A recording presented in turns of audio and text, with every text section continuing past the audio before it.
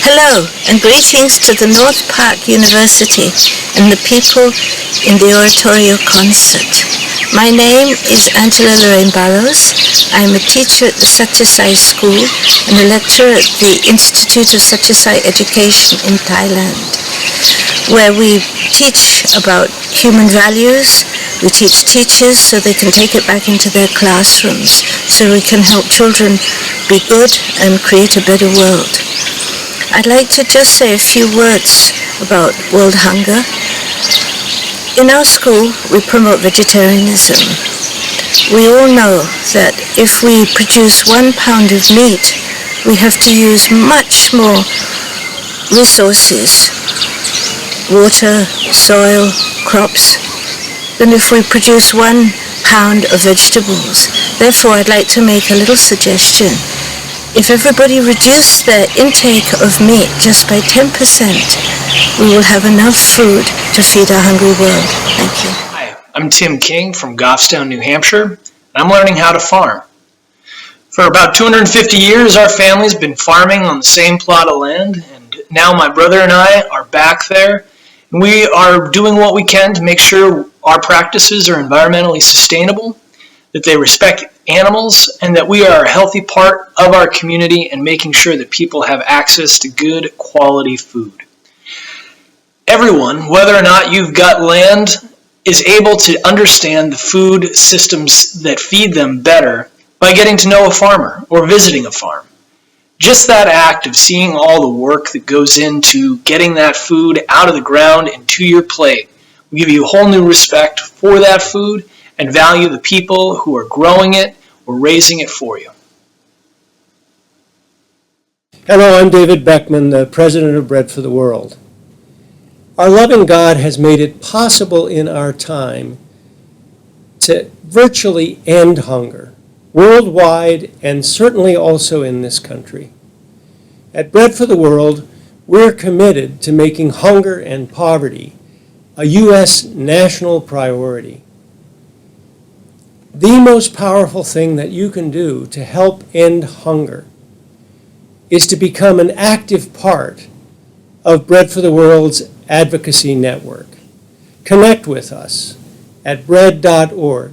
Hi, my name is Monica Ang, and I'm a food and health reporter with WBEZ Chicago Public Radio. If I had to name one thing you could do to reduce hunger, I'd say teach someone to cook.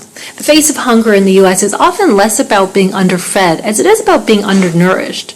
But if folks could feel confident about cooking 10 or 15 inexpensive, healthful dishes, I think things would be different. Bringing back home ec, of course, would be a big start, but in the meantime, we can all learn how to cook rice and beans and share that recipe with others. I was lucky enough to have a Puerto Rican grandmother who cooked and taught me this dish, which I'll share with you tonight, and I'll share the recipe with the organizers. But pretty much all you need is some rice, a can of beans or a bag of beans, some tomato sauce, and some spices. And you can make something for about 87 cents a serving that's a complete protein, and you can share with those you love. So cook some rice and beans today and teach a friend. Thanks. Hello, my name is Artong Jumsai. Greetings to the North Park University and all the people at the Oratorio concert. I'm the director of the Satyasai School in Thailand. Our school is specialized in food production. The reason is because we want all the people, all the children, students, teachers to be self-reliant. So we use the self-sufficiency principle given by the King of Thailand to produce our own food. We grow our own rice, we grow our own vegetables.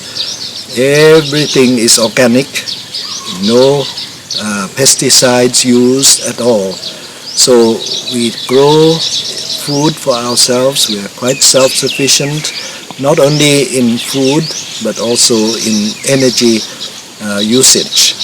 So this is the principle used in our school so that we can be self-reliant at all times. Hello, my name is Norman Wirzba.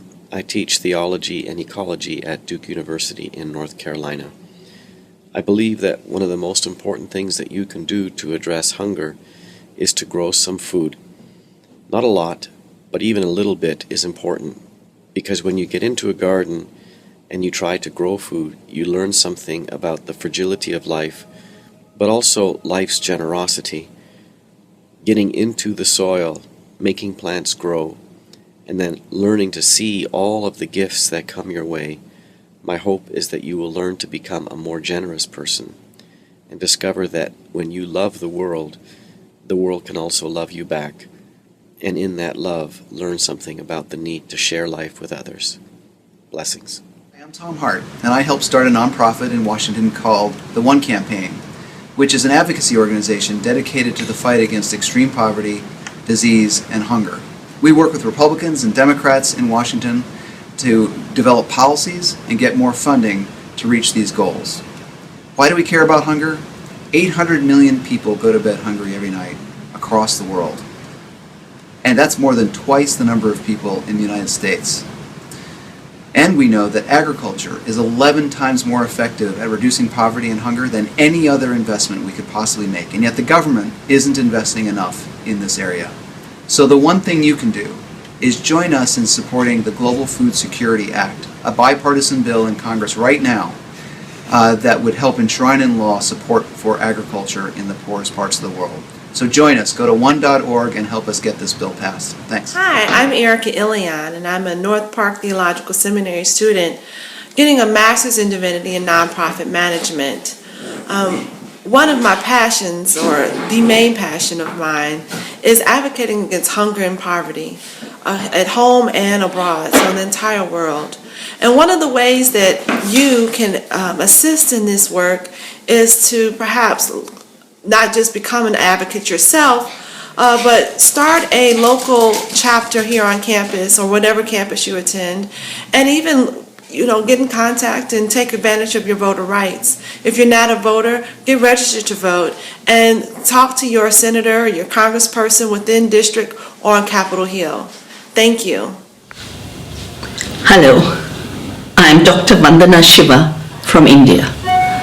I originally started out as a physicist, but for the last 30 years, I've been saving seeds, promoting organic farming, and continuing my work of making peace with the earth.